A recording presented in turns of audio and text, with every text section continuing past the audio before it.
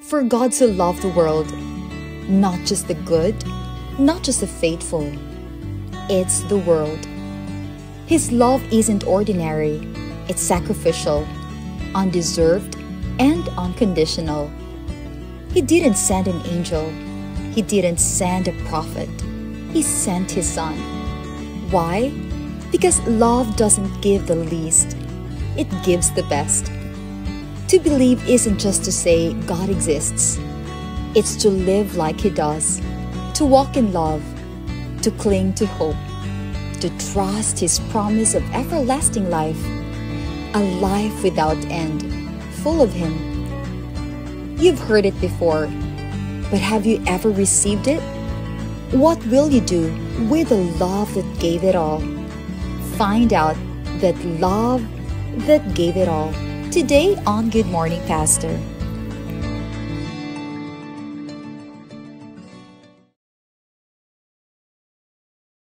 Good morning once again mga kapaglaom. And usa ka pribilehiyo namo dinhi sa Dinagat Island nga sa kasimana gid sila dumog-dumog diri mga kapaglaom. And karon atong makauban ang among pinalangga nga station manager. Walay lain Pastor Janster Joe Kalibot. Good morning. How is it so far yung experience ni Pastor Janster leading the team? Gihimon driver? Gihimon driver. All around. Ana good. Pastor. Actually, the experience is so fulfilling. Sakwa. It has been we have been doing something like this in the past. We have been doing evangelism online. Magkabartan nilang Pastor Gulfa, nilang mga great speakers, the mga leaders. But this one is different kay Kamugi na Iwali ba? And it has been a change. I really prayed nga it will not just be a changing experience for our viewers, some of our participants, but it will be a changing experience, heart and life-changing experience nato sa atong mga crew, sa atong mga kauban din eh. And we would like to thank Ate Virgie. Yes. Thank you really so much for trusting that we can be a mouthpiece, not only on giving hope on air, but also spreading the good news of love, of God's love to His people, especially diri sa Dinagat Island. Shout out kanimo diha Ate Virgie. Diha sa Belgium. Thank you so much. And karon, Pastor No, we're talking about pinangga ka sa Ginoo. Palangga ka kapaglaom. Now, when we talk about God's love, ang pinaka well-known, and I think wing mo ni siya ang pinaka best example when we talk about God's love, kining naa sa John 3:16. Yes.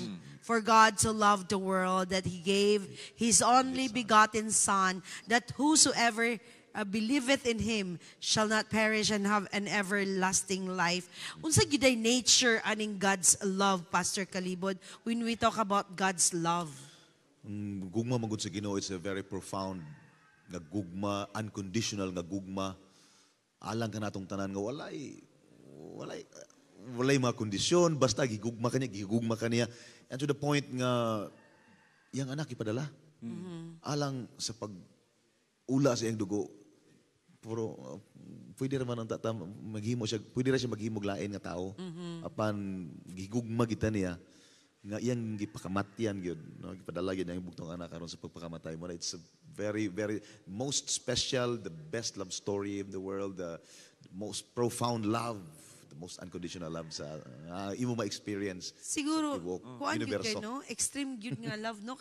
Actually dili pag yun ta ka-experience ana wing diri sa earth kay wala pa man ta nakig-uba niyang katog yung pinaka fullest of love, pure love nga iya ang madalit. And gusto ko ma-experience na ano kay although natay we experience this time atong love of family, pero naang yung mga panahon nga mo fluctuate. Di ba? Gugma magaway putol, gugma nga puno sa sakripisyo. Gugma nga walay kondisyon, gugma nga marag so ka ba kinadaan, kinatibukan, kinagrabihan nga gugma, pinakadako nga even our adjectives about love is not enough to describe that love nagihatag sa Ginoo sa tuwa. Digid siya ma-describe. Kaya actually next to God's love is siguro ang love nato sa ato ang parents and ang atong spouses, yes. Diba? Na nagiingon nga not every day daw imong gilove imong spouse.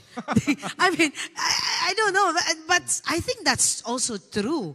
Nga not every day nga ma-feel ni mo nga kanang love nga as in kuan. Maglagot man ka na. Maglagot, Asawa, maglagot sa ato. Sa- Ating mga shortcomings, but God looks beyond the shortcomings, Yes. looks beyond your humanity, looks beyond who you are, and loves you no matter who you are, no matter what you do. Of course, there will be consequences sa atong ginahimo, pero ang gugma niya wala na putol. Inaana na ang intensity ang gugma. And that's the reason why mga kapaglaom, ako lang yun yung i-insert. Sige, go. And that's the reason why nga, bisan kanang sa atong husband and wife, husband and wife. nga kinahanglan yun ta na I love sa Ginoo Correct. in between, in the midst of marriage. Kay nga no, ang love sa Ginoo katong dili mapakyas, untainted siya. Unya ang atong love sa atong isig katawo ba na asawa, Correct. na yung tendency nga mo fluctuate. So that's why, ang iya ang love ng feel in sa ato Mawala ka sakit. Mawala Wala kalagot. mawalang kalagot, ang love sa Ginoo mo puli. Di ba? Pastor Jans, padayon sa bersikulo, nag-ingon man diha nga, gihatag niya iyang bugtong anak. Nganong iya magyong anak, pwede man tatulain ang iyang ihatag. Oh? Kung lain man gud ang iyang ibutang, utro man pud to. Oh. Katong nagpakamatay, utro man to. So may pulos. Pero kanang walay laing makapuli, walay laing makabayad gyud sa ultimate sacrifice sa atong pagkamakasasala, maora gyud ang bugtong anak. Mo na yang bugtong anak, mayon ka nga tinuod gyud. Nganong ako? Lagi ka, pwede mo si ang angel, di ba? No, even the angels are created beings. Dili Oh, pwede. yeah. Lagi, no? Angel, anghel rato. Oh. Kana kay anak gyud. Anak yun. Ang Nag-iba. gipadala alang sa mamatay alang sa atong kabuang. Mao lagi. Mao gini may nahimong sala sa atong sala. Nga wala siya sala, perpekto Ginoo pa gid siya niya karon. May namatay na hinoon para sa ato. Mao na nga makonsensya po nung tata. Isip ng mga tao ano ba nga mao na gusto nga dawaton nato siya. Kay kung dili ang anghel lang to, pwede anghel raman to. Pwede dili na ako dawaton. Okay ra na siya. Gusto And the ko universe mo- will see nga okay dili gid kay seryoso ang langit about self-welfare sa mga tao nga nasayop. Correct, Kaya no? nga anghel ra may gipadala.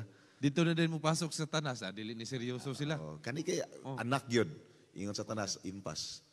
Gusto ko mo Nakikita piggyback sa imo, Pastor, when you said nga katubitang kanang dapat ma-grateful ta kay ang Ginoo nag-ano sa atua. Pero na mga times nga we shun away for that love.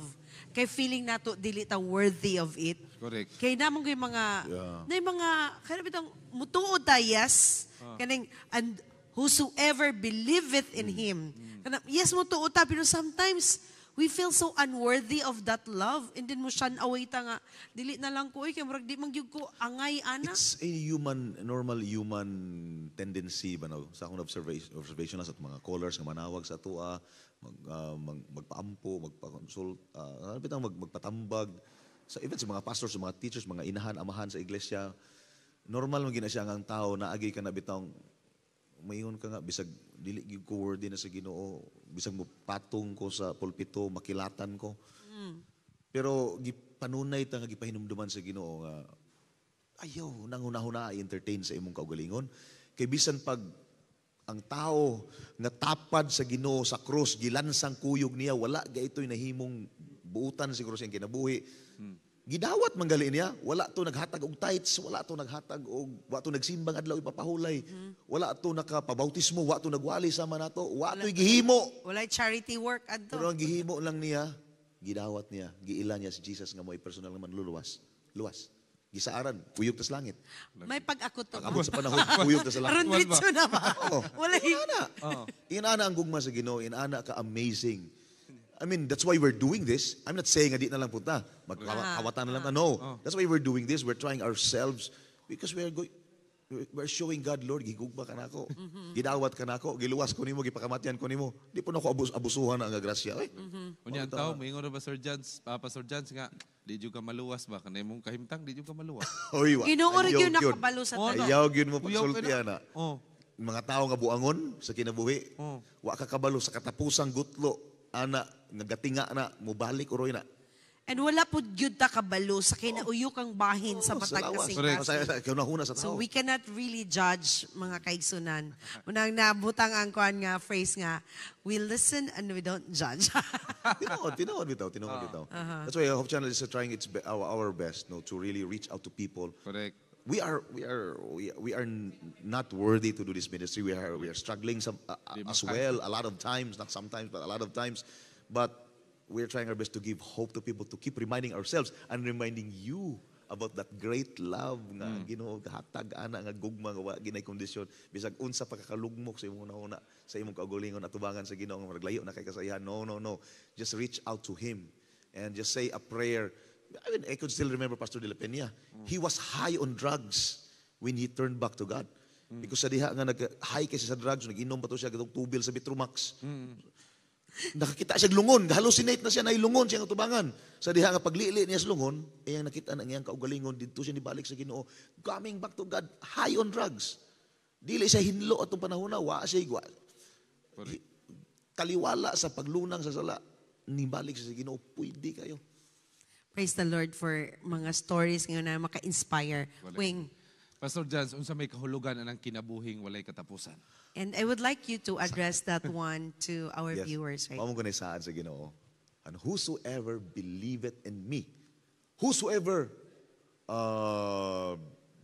kanang pinakadato sa kalibutan, no. Or pinakadaghan ninyo natabangan sa kalibutan, no. But ang ingon diya, whosoever magtuo lang ka sa Ginoo, bisan kinsa makasasala ka, buutan ka, bugoy ka, chicks boy ka, daghang ka kwarta, buutan ka, usaray mo asawa, daghan mo asawa, adik-adik ka, dili ka adik-adik, tanan whosoever nga mutuo sa iya makabaton sa kinabuhi nga walay katapusan. Ang dili ra man guna siya kinabuhi walay katapusan. It's not just kana bitaw mahulog din selfish ang muna yes, dugay na ko mamatay. No, bottom line of that is relationship. Gusto ang Ginoo nga makuyog ka, mag-uban mo sa walay katapusan. Forever. Naay forever. Kauban sa Ginoo. Amen. Thank you so much, Pastor John, Sir Joe Calibon, mga kapaglaom. We keep on talking about God's love because I think we need to be reminded every single day sa itong kinabuhi. Kaya usahay makalimot ta. The reason why makalimot ta is tungkol sa itong problema or sa kayahay nato po atong naagian. Usahay makalimot ta nga na ay Ginoo. Pero mga kapaglaom, we keep telling you, Hope Channel will always remind you, ipangga ka sa Ginoo.